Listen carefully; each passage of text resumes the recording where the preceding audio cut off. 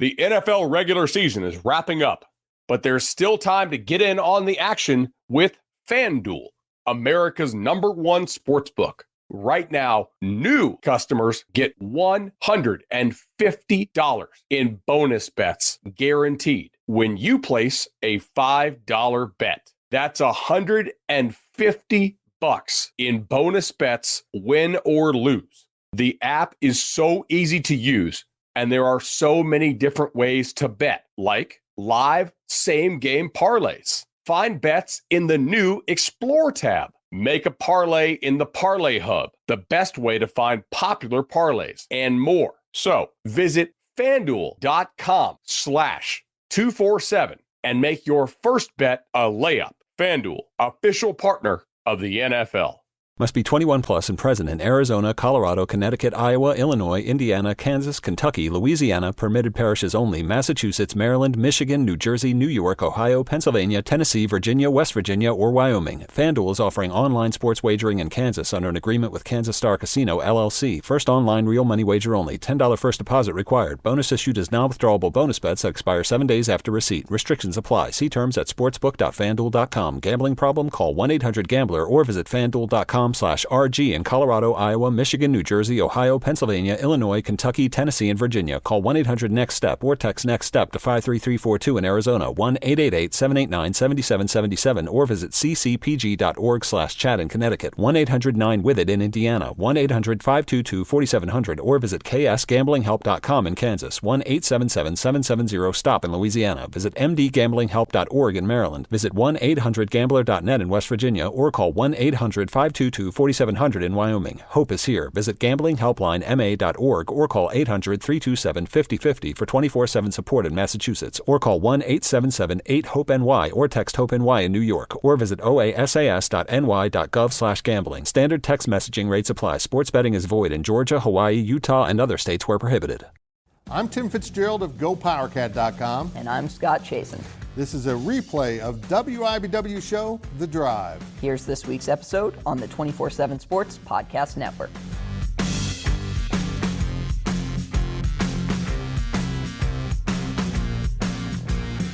Good evening, Wildcat and Jayhawk fans, and welcome to The Drive, sponsored by Briggs Auto Group. I am Tim Fitzgerald of GoPowerCat.com, and the man across the studio from me is Scott Chasen.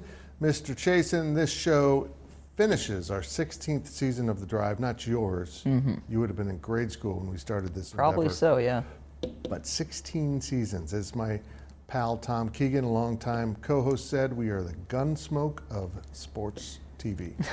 Well, Fitz, this is definitely the longest season I've been a part of, and I am sure that's the case because I'm wearing shorts today under this desk, and previous years, Kansas has not made it quite to the shorts part of the calendar. You gave away the secrets. I'm wearing sweats for the 900th time in a row. You can interact with us on social media at facebook.com/The Drive Show, on Twitter at The Drive 13. And of course, answer our weekly poll question and make your game predictions on our Twitter page. And remember, if you ever miss an episode of The Drive, you can listen to an audio-only version that appears each Monday morning in the form of a podcast at GoPowerCat.com. But we start things off, as we always do, with our 2-minute drill. The 2-minute drill is sponsored by Vanderbilt's Your Work Boot Center. And this is why we are going so late into the year this year. Scott, KU basketball won its 4th NCAA tournament title on Monday. I'm wearing blue for them. Yes, that's right. I did it, K-State fans. They took down North Carolina in an incredible, fantastic game. How special was this win for the KU program? Well, Fitz, it was special for a number of reasons. I think, number one, Bill Self has not been shy about saying that Kansas needed to get another championship, that programs like Duke and Carolina were winning multiple. Yeah, Kentucky hasn't gotten there yet with John Calipari, but other programs, Villanova, Florida, have all had this success starting in the 2000s. UConn, another one. It was really time for Kansas to win another, and I think part of what made this one special, how everyone contributed, and really the story of every single player in getting to this point. You know, this is not a Kansas roster by traditional standards. There are 0 5-star players in the rotation. There are obviously transfers. There are guys who at various points have underperformed in their careers, one of them being the guy you see on the screen there, David McCormick, 2 biggest baskets of the game. We'll talk about him in depth a little later. When you actually dive into this Kansas roster, Kansas's starting point guard Juwan Harris, he was committed to Missouri State. He did have potentially one of the biggest mistakes of the game. You also see that on the screen now, but obviously Kansas overcame it. He was committed to Missouri State before coming to Kansas. Christian Brown, who defended this shot, was ranked outside the top 130. When he committed to KU, I texted someone currently employed by a Power 5 team to evaluate high school prospects and college players. And he said, this is a quote, I wrote it down, "My scouting report is that he sucks, and I have no idea why Kansas took him." That is a real quote on Christian Brown. Ochai Agbaji spent more time ranked outside the top 300 in recruiting rankings. Obviously, that rose late, but he was not heavily recruited. David McCormick, top 40 player, McDonald's All-American, he was great, but by no means was the same level of five-star that Kansas got used to, and Jalen Wilson was committed to Michigan. Fitz, when I look at those players, who I think were all kind of proved to be better than their rankings, this is not me railing against recruiting rankings, by the way, sometimes kids outwork them. I look at a roster that a program like Indiana could put together, or Illinois, or Maryland, Texas, Oregon, USC, go down the list, Colorado. Other programs in the nation can build a roster like the one Kansas did, but the way Bill Self develops talent and puts it in the best position to succeed, I think that's what made this Kansas team so special. I think it was very much kind of a representation of the way Bill Self has coached and been throughout his time at Kansas, and boy, he absolutely got the very most out of them. We'll explore if this Kansas team is the best in recent history a little bit later in the show, but Scott, I think this was Coach Self's most masterful job of coaching I've seen from him. It was incredible. It really was, especially when, there was a 25-point loss to Kentucky in there where people were pretty nervous about this team. Well, I guess it turned out okay. Well, Fitz, the Kansas State basketball program hit the reset button with hiring Jerome Tang 3 weeks ago. So let's leave it up. How's it going so far? Well, if you and I joined the K-State basketball team right now, we'd be in the starting lineup. We'd be in the 40% of the roster. Yeah. Kansas State, as we sit here today, the roster's down to 3 players, and one of them's probably going to go into the transfer portal next week. I think when we hit rock bottom here with the numbers in terms of the K-State roster, it'll be Ish Massoud and Marquise Noel, 2 transfer portal guys from last year that remain for Jerome Tang and his coaching staff. But here's the thing. Yeah, Kansas State's had a lot of players hit the transfer portal. And remember, it's not just the players leaving. The coaches can kind of push them that direction too. So it's been a little bit of everything. But I know Jerome Tang stood at his press conference and said, this isn't a rebuild, we're going to elevate. But this is a rebuild. I mean, they decided early on that they wanted to change the culture of Kansas State basketball and the way the players prepared themselves to succeed. And that meant asking most of the roster to leave. The good news is for Kansas State that they're not the only ones putting players into the transfer portal. There's more than 1,000 college basketball players currently in the transfer portal and good players going in almost every day. It's an incredible mess created by these new rules, but it's a mess that will benefit K-State. And as one source told me this week, they're not just reaching out to grab anyone and everyone to join the roster. They're going about it methodically, and they're really evaluating everyone based on how they will fit, how they want to play, but mostly their attitude and approach to preparation, because they think that really needs to be upgraded at Kansas State. There's a word that Jerome Tang has avoided saying, and it's culture. He doesn't want to kind of throw shade on the previous culture. But if you look at the roster, that's exactly what it's about. They need to reinvent the Kansas State basketball culture. The last 3 years, they've lost a lot of games. They've lost a lot of close games. And that isn't just based on talent. Sometimes that's based on outlook and how you prepare yourself for those late game situations. Scott, I know K-Staters are nervous. We expect some news on the first transfer to probably hit early this week. But they will have a roster, and they will be okay next year. And after all, it's been 3 miserable seasons, so anything might feel a little bit refreshed. Well, Fitz, as someone who has covered both ends of the spectrum, from Kansas basketball to Kansas football, I would say culture is obviously extremely important. It's something coaches talk about a lot, and in some cases, I guess, not directly talk about, but you can't get to the point where you're having the success you want to have in really any sport unless you have that buy-in first. So I think he's doing it the right way. Jerome Tang avoids the word culture. I don't, because he's trying to break the culture of excuses. Always a reason why things didn't go right instead of being accountable for it. He wants to be done with that. You're going to be held accountable if you play for Jerome Tang. Well, Fitz, speaking of being done with something, how's this for a segue? Nice. We got some big conference news this week as Bob Bowlesby, who has the weirdest signature in sports, will be stepping down from his post as Big 12 commissioner. Fitz, what do you make of his tenure, and what does the Big 12 need with its next commissioner?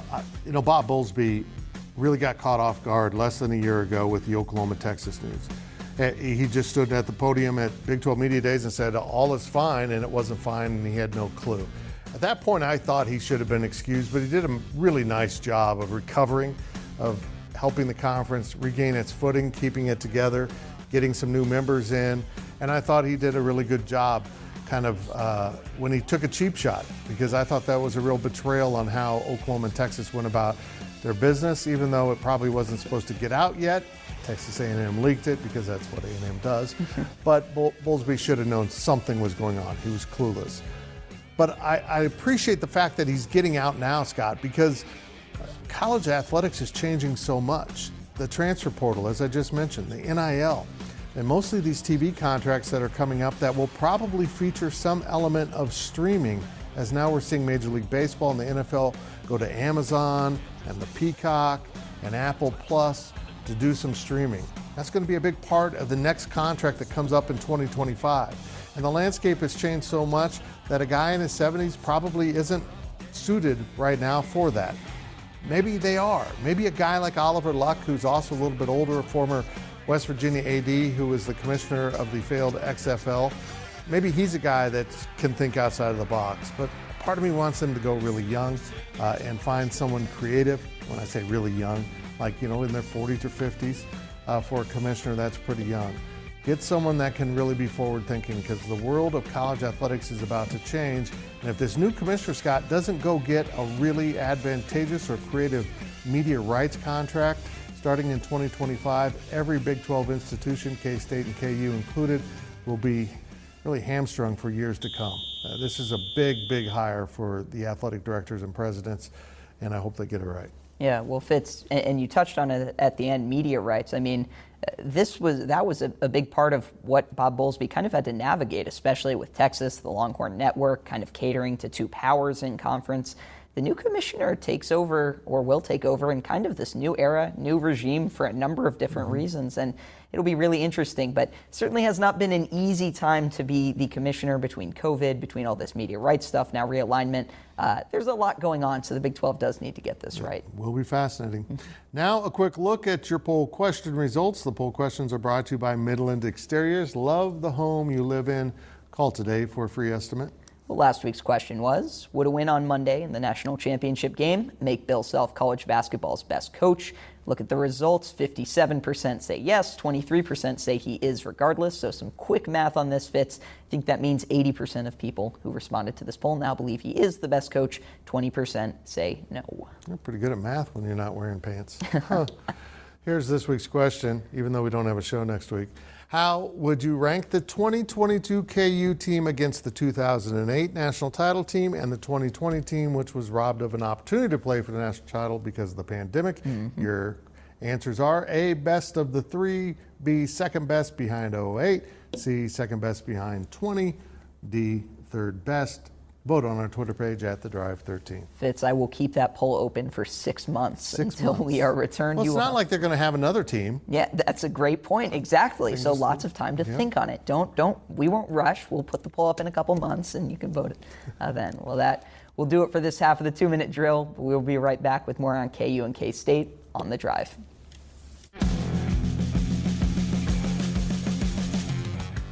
Imagine the softest sheets you've ever felt. Now imagine them getting even softer over time. I'm here to tell you about Boll & Branch sheets. In a recent customer survey, 96% replied that Boll & Branch sheets get softer with every wash. They're made from the rarest organic cotton and designed to get even softer over time. Try their sheets with a 30-night guarantee plus 15% off your first order with code Odyssey. So head to BOLLandbranch.com today. Exclusions apply. See site for details.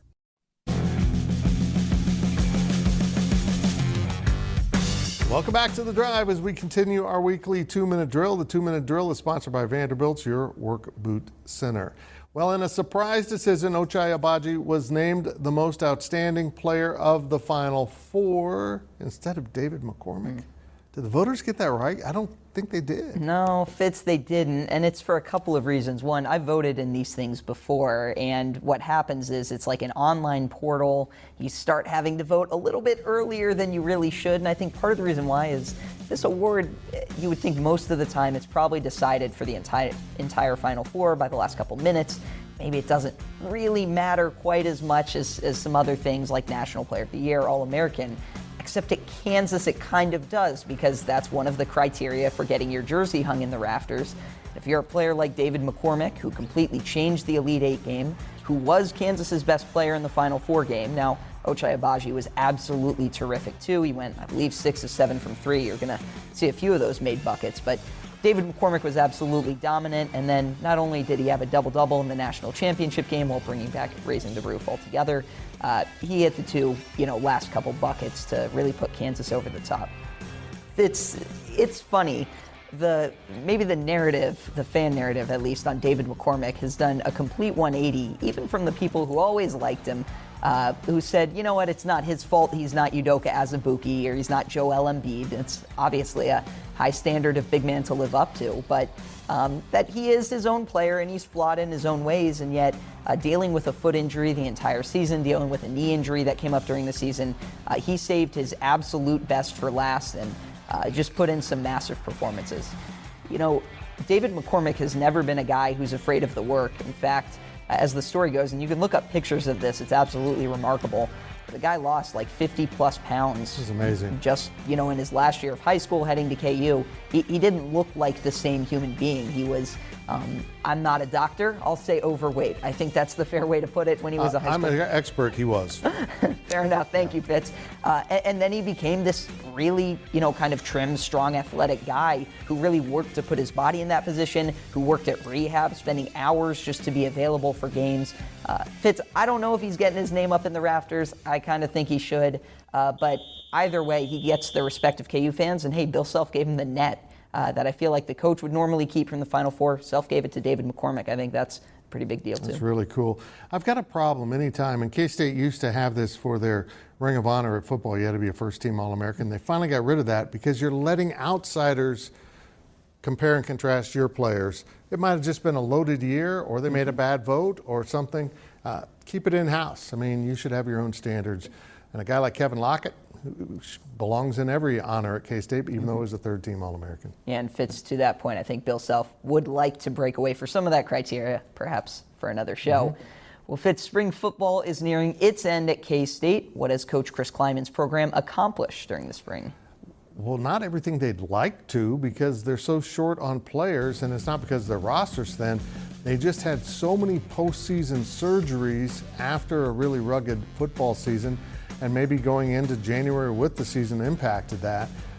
They haven't had enough guys to full-on scrimmage. They've got a long snapper playing defensive end and a backup offensive lineman playing nose tackle, just so they have enough dudes to line up and run plays and do their thing.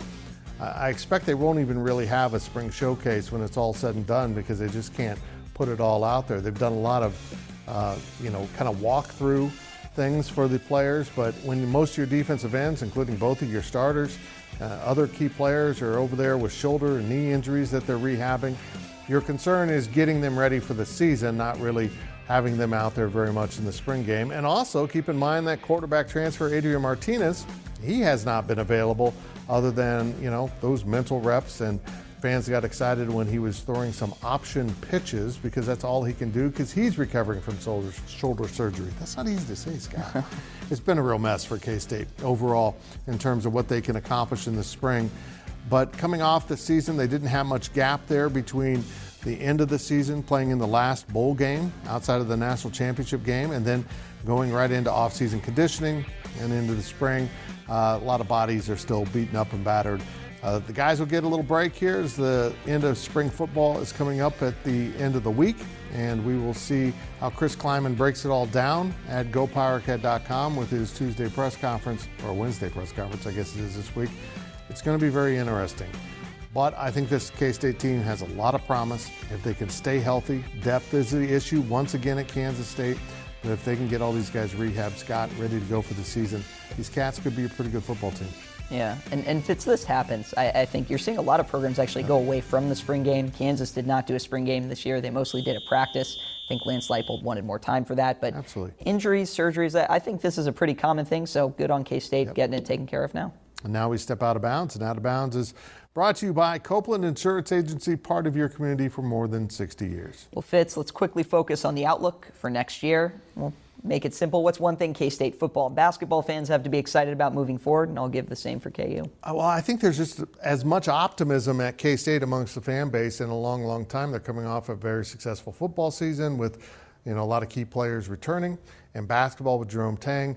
I think after the misery of the last 3 seasons under Bruce Weber, everyone's fired up for a fresh new start. How about KU? Well, football's got a year of continuity under Lance Leipold, so I think you'd expect to see some kind of a jump, especially with a returning quarterback. And with basketball, this is the fun time. You just won a national championship. You're going to remake your roster. Now let's see what it looks like. It will be fun. Now let's hear from the fans. Our fan question is sponsored by Meadowlark, supporting people in living their best lives. Our fan question this week is, Scott, who does Kansas need back to be a legitimate title contender next year? That's from Ryan in Lawrence. Well, thinking back-to-back already, something that does not really happen in college basketball because it's very, very hard, but let's say Final Four contender.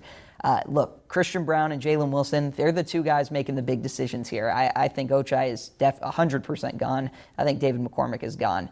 You get one of those 2 guys back, we can start having a conversation about how good this team can be. If they don't, I think more of a rebuilding year for Kansas. Measured by March, and Bill Self got it measured right this year. Mm-hmm. Well, remember to ask us your questions on our Facebook page and on Twitter at The Drive 13. And when we return, we'll look at our predictions here on The Drive.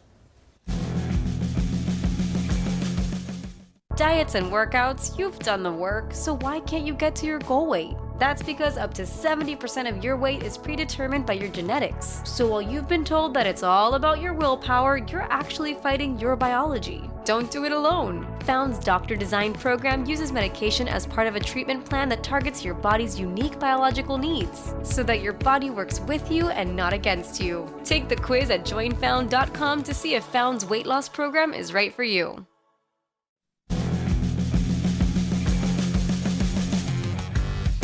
Welcome back as we head down the home stretch of this week's show and the season. Mm-hmm. Wow.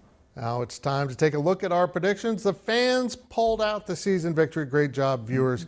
You are smarter than your 2 hosts. Smarter because they listen to us, Fitz. That's why they're smarter. They're just smarter, Scott. They're just smarter. But I did go 2-1, and I held off Scott's late charge, so I win in between us. Let's look at last week's results. There they are, 1-2, 2-1, 1-2. And now let's move on. Look, we don't have a show next week, but Scott wanted to do some fun stuff. We'll do some fun picks here. So here's some picks. And we start with the early NBA draft entrance for KU. Will they be over or under 1.5? I'm excluding seniors here, even though technically Ochai Agbaji and David McCormick could come back. I'm going to say under. I'll say one of Jalen Wilson or Christian Brown do return, making KU fans very, very excited. Yeah, I have no idea. I'm not making a prediction. Doesn't count. Can't hurt me. Fitz, we'll let you make a prediction on this one. Returning starters for Kansas State basketball, the number over-under is 1.5. That could be the over-under for players. I'm going to say over if you count Ish Massoud as a starter and Marquise Noel as a starter. They were in the lineup most of the year. Those will be the 2 players that returned from last year's roster. So I'll take the over. Seems fair. Our last game of the week is how many future games will be coached by Coach K. That's right. Will Coach Krzyzewski return and coach 1 more or 0? Because 0.5 is Scott's set over-under. I say under. I will take the over, and it's the long game, Fitz, because I can just wait and wait and wait until he coaches that one. I'll be the winner. He'll coach a game in 7 years, and you'll call me. Again, make your picks on our Twitter page at The Drive 13, and it's time for our final On the Clock segment. On the Clock is sponsored by Carpet One. Buy local for a strong local community, and we start with Scott Chasen. Well, Fitz, even though we talked about David McCormick, we talked about all the Kansas pieces, I do want to give Ochai Agbaji his due as well. He's a first-team All-American. He was Big 12 Player of the Year. He won a Big 12 regular season. He won the Big 12 tournament. He was Final Four Most Outstanding Player, and he helped bring Kansas a national championship. considering where he came from, and I'm not talking about recruiting rankings, I'm talking about a guy who colleges wouldn't call back. Colleges didn't want to talk to because they, one, didn't know who he was, and two, didn't think he was good enough to play on this level, to redshirting his first year at Kansas, to having that red shirt pulled off mid-season because of the way the program roster was shaping up, to where he is now. Ochai Agbaji stayed in college an extra year when he could have gone pro. In fact, I think Bill Self probably thought he was leaning going pro last year. He has made everything and more of his college experience, and now he's going to make a lot of money in the NBA. I won't make money in the NBA. This does end season 16 of The Drive, and I remember basically 17 years ago when I got a call to come to Lawrence to talk to some folks about doing a TV show, and I was a little reluctant. But what a great decision and what a great opportunity and experience this has been. We plan on being back for years to come, but we will see if they want us back. But I'm blown away by the loyalty of our viewers. Thank you so much. And that's it for this season of The Drive. Thanks for watching with us all year. And keep up with us right here on The Drive and on social media. With Blue Link Plus, you can access your Hyundai Tucson Limited remotely. Doors unlocked, temperature set, lost car found. There it is. Get complimentary class-leading Blue Link Plus. Call 562-314-4603 for complete details.